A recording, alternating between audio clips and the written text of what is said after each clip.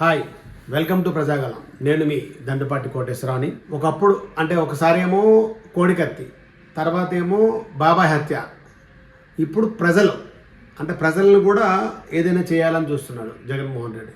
దీన్ని బట్టి ఏమర్థమవుతుందో నాకు అర్థం కావట్లేదు. ఎందుకంటే మీరు వైసీపీ నాయకులు ఎవరైనా సరే, ఎంతమంది మాజీ మంత్రులు కానీ అసలు మీరు ఏ డొనేషన్ చేశారు, ప్రజల దగ్గరికి ఎలా వెళ్ళారు? ఒక జగన్మోహన్ రెడ్డి వెళ్ళి అప్పుడెప్పుడో ఏమంటాడంటే, పవన్ కళ్యాణ్ అంటే ఆయనకు అభిమానులు ఉన్నారు, జగన్మోహన్ రెడ్డి ముఖ్యమంత్రి అవ్వకముందు ఆయన పాదయాత్ర చేశాడు. ఆయన ఏమంటాడు ఒక వీడియోలో, వారం రోజుల వరకు మనం వెళ్తే ఇబ్బంది జరుగుతుంది, సహాయ చర్యలకి అందుకొరకు వెళ్ళలేదని లాస్ట్ వరదలకి చెప్పడం జరిగింది. ఇప్పుడేమో పవన్ కళ్యాణ్ ఇంట్లో రావట్లేదని చెప్పి వైసీపీ ట్రోల్ చేస్తుంది. దీని కొరకు ఏమంటాడంటే, అది జగన్మోహన్ రెడ్డి ముందు చూపంట. ప్రజావేదిక అనేది రాగానే కూల్చేసిర్రు. ఇలాంటి ఆటోల్ని తగలబెట్టలేదు, స్క్రాప్ చేయలేదు, పడగొట్టలేదు, విరగొట్టలేదు. ఎందుకంటే అది జగన్మోహన్ రెడ్డి ఇంట్లో జోబులోకి వెళ్ళి డబ్బులు తీసింది కాదు, లేదా మంత్రులు డబ్బులు తీసింది కాదు. అది ప్రభుత్వం అంటే ప్రజల డబ్బుతో కొన్నవి.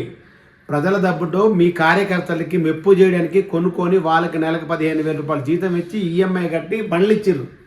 మీరేమైనా జగన్మోహన్ రెడ్డి ఇప్పుడు ఎంత ఇచ్చిండు డొనేషను? వెళ్ళొచ్చిండు, ఏదో మా బట్ట కలిసి నెత్తి మీద వేసిండు, అయిపోయింది, వెళ్ళిపోయింది, అదే కథం అయిపోయింది, లండన్ అని అనుకున్నాడు. ఇప్పుడు పాస్పోర్ట్ ప్రాబ్లం అయింది, లండన్ పోలేదు, ఇంకా లండన్ క్యాన్సిల్ అయినట్టు ఉంది. ఇప్పుడు పాస్పోర్ట్ సీఎంగా ఉన్నప్పుడు ఏదో మంచి పాస్పోర్ట్ ఇస్తే అది లేదు కదా. ఇక పోతే మ్యాన్ మేడ్ ఫ్లడ్స్. ఎవరు చెప్పారు అది మ్యాన్ మేడ్ ఫ్లడ్స్ అని? చంద్రబాబు నాయుడు ఎందుకు అన్నారంటే, అప్పుడున్న కరకట్టు వరద వస్తే చంద్రబాబు ఇల్లు ఒకవేళ మొత్తం మునిగిపోతే అక్కడ ఖాళీ చేయాలని చెప్పి ఒక 2 పడవలు వచ్చి లాస్ట్ ఫ్లడ్స్లో రావడం జరిగింది. అప్పుడు ఫుల్ మునిగిపోయి భవానీపురం అన్నీ కొట్టుకుపోయినాయి. అప్పుడు ఒక్కొక్కరు ఏమన్నారు చంద్రబాబు నాయుడు కౌంటర్ ఇచ్చారంటే, చూడండి. కృష్ణానదికి వరదలు సృష్టించారు. కృష్ణానదికి వరదలు సృష్టించటం ఒక ప్రభుత్వం వలన, ఒక మనిషి వలన, ఒక వ్యవస్థ వలన సాధ్యపడుతుందా? నాకు మేధావులు అయితే ఏమన్నాడు రంబటి, ఒక ప్రభుత్వం వలన, ఒక మేధావుల వల్ల ఒక సాధ్యపడుతుందా అన్నాడు. ఇంకొకసారి పెద్ద మంది ఇంకొకసారి అన్నాడు. అది వల్ల జరిగిన ఘటన దుర్మార్గం కదా ఇది. ఒక్కసారి కొన్ని ఆకాశం చిల్లిపోయినట్టుగా టీఎంసీలు వర్షం పడితే ఎక్కడికి వెళ్తుంది? టీఎంసీలు పడిందంట, సెంటీమీటర్లు కానీ టీఎంసీలు పడిందంట. అప్పుడు నా పేరు నాని చెప్పడం. అప్పుడు జరిగిందంటే 16 సెంటీమీటర్లు 15 సెంటీమీటర్ల వర్షం పడింది. ఇప్పుడు ఎంత జరిగింది? 39 సెంటీమీటర్ల వర్షం పడుతుంది, ఇంకా పడుతూనే ఉంది. దానివల్ల బుడమేరు 3 దగ్గర గండిపడి విజయవాడ మొత్తం ఈరోజు వాటర్లో ఉంది, నీళ్ళలో ఉంది. దానికి కారణం మ్యాన్ మేడ్ కాదు. ఆ తర్వాత ఈసారి ఇంకొకసారి పడాలని ఏమన్నాడు చూద్దాం. అప్పుడు ఇరిగేషన్ శాఖ మంత్రి వర్యులు ఏమన్నాడు చూడండి. ఒకడు అన్నాడంట, ఆయన ఒకడు ఈయన అయ్యా, మ్యాన్ మేడ్ వరదలు కానీ చేయగలిగే శక్తి 5 సంవత్సరాలలో మీరుంటే కనీసం ఈ బ్యాలెన్స్ గేట్లు దాటి ఒక చుట్టూ నీళ్ళు పోయిన సంఘటన ఈ 5 సంవత్సరాల్లో లేవు. ఈ రోజు కూడా పైనుంచి వాటర్ జగన్మోహన్ రెడ్డి గారు పోసాడా? వచ్చిన 8 గంటల్లో లేచిపోయింది. రాత్రి 12ంటికి మొదలెట్టు పొద్దున్న 6ంటికి డ్యామ్ కొట్టుకుపోయింది. సిగ్గు సెలవు లేదు, వయసు వచ్చింది. ఇప్పుడు జగన్మోహన్ రెడ్డి ఏమన్నాడు చూద్దాం. పట్టించుకోవాల్సిన ఆవశ్యకతను పూర్తిగా మర్చిపోయి పాలనతో పరిపాలన సాగిస్తూ కక్ష సాధింపుల మీదనే ధ్యాస పెడతా ఉన్నాడు తప్ప గవర్నెన్స్ మీద, ఏం చెయ్యాలి అన్న దాని మీద ధ్యాస లేకనే ఇది మ్యాన్ మేడ్ ఫ్లడ్ కింద ఇంత భీకరంగా తయారైన. ఈసారి మ్యాన్ మేడ్ అంటే అర్థమైందో లేదో మరి అనిల్ కుమార్కి, అంబటి రాంబాబుకి, పేర్నేని నానికి, కొడాల నానికి అందరికీ. మరి ఈసారి ఏమనంటే మ్యాన్ మేడ్ అంటే అసలు చంద్రబాబు నాయుడు రెడ్ బుక్కే నిజంగా చేస్తుంటే మీరు ఫస్ట్ రాగానే 7వ రోజుకే ప్రజావేదిక కూల్చినారు కదా, అప్పుడే స్టార్ట్ చేయాలి. ఇప్పుడు మీరు వచ్చిన 3 నెలలు అవుతుంది, కానీ యాజ్ పర్ లీగల్గా ఏముందో దాని ప్రకారంగా రెడ్ బుక్ వెళ్తుందని అనుకుంటున్నారు అందరూ. కానీ ఇంకా మీరు రెచ్చగొట్టి అసలు రాష్ట్రంలో, దేశంలో ఉండాలా వద్దా ఆలోచించుకునే పరిస్థితి వస్తుంది జగన్మోహన్ రెడ్డికి. ఎందుకంటే ఏం చెప్తున్నాడో, ఏం మాట్లాడుతున్నాడో ఏంటో అర్థం కావట్లేదు. మేపడుతుంది రిజల్ట్ అంటాడు, అది అసలు అర్థం కావట్లేదు.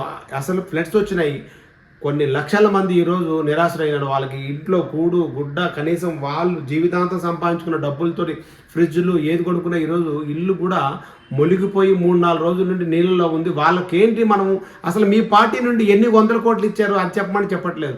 ఇప్పుడు 175 మంది పోటీ చేశారు, ఎంపీలు ఎమ్మెల్యేలు అందరూ ఉన్నారు.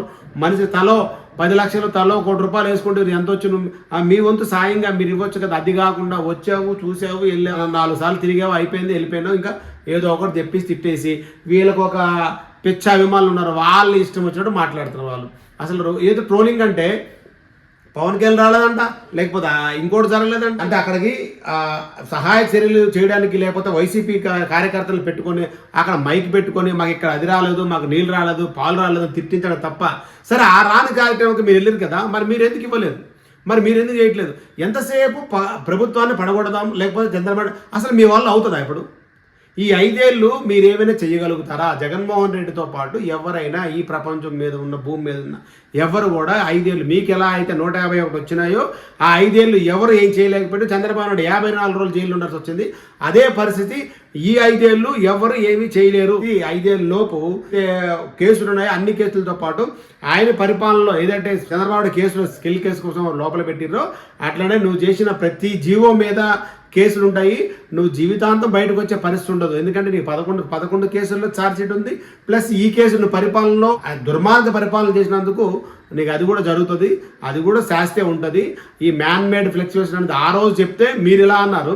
ఈరోజు మళ్ళీ 3 పడవలు 5 పడవలు ఎలా వచ్చినాయో మరి విజయవాడ ప్రకాశం బ్యారేజ్కి అడ్డంగా మొత్తం ఫిల్లర్ కూడా ఇరిగిపోయే పరిస్థితి వచ్చింది. దానికి కారణం ఏంటి? దాని మీద కంపల్సరీ విచారణ జరిపించినాక ఈ పడవలు ఎవరు, ఏంది, ఎవరు అంటే నువ్వు వీలైతే బాబాయ్ నచ్చేస్తావు, లేకపోతే కోడికత్తి సీన్ చేస్తావు, లేకపోతే ఇంకోటి చేస్తావు. ఇప్పుడు ఏది దొరకకపోతే ప్రజల మీద రుద్దుతున్నావు, ప్రజలను కూడా అవసరమే చంపేస్తావు. ఎందుకంటే నీ రాజకీయం కోసం, నీ ఎదుగుదల కోసం, లేకపోతే ఇంకోటి నువ్వు అసలు ఒక ఏదో రకమైన వ్యాధితో ఉన్నావనే ప్రజలు అనుకుంటున్నారు. దయచేసి ప్రజలు ఇవన్నీ నమ్మొద్దు. వైసీపీ చేస్తున్న అరాచకాలకి అసలు ఆ మీడియాలో ఏం మాట్లాడుతున్నారో తెలియట్లేదు. ఇగో మా బండ్లు చూసావా, ముందు చూపు జగన్మోహన్ రెడ్డి, ఏం ముందు చూపు అయ్యా, ఎంత డబ్బులు ఖర్చు పెట్టిరా అప్పుడు, ఏది మీ ముందు చూపు? ఈరోజు ఏమైనా పల్లగొట్టిరా? ఒకసారి బాగా ఆలోచించండి.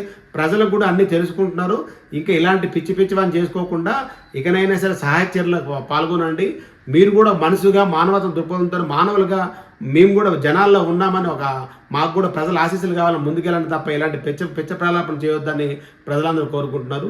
నేను మీ దండు పట్టుకోవడం. అందరికీ నమస్కారం.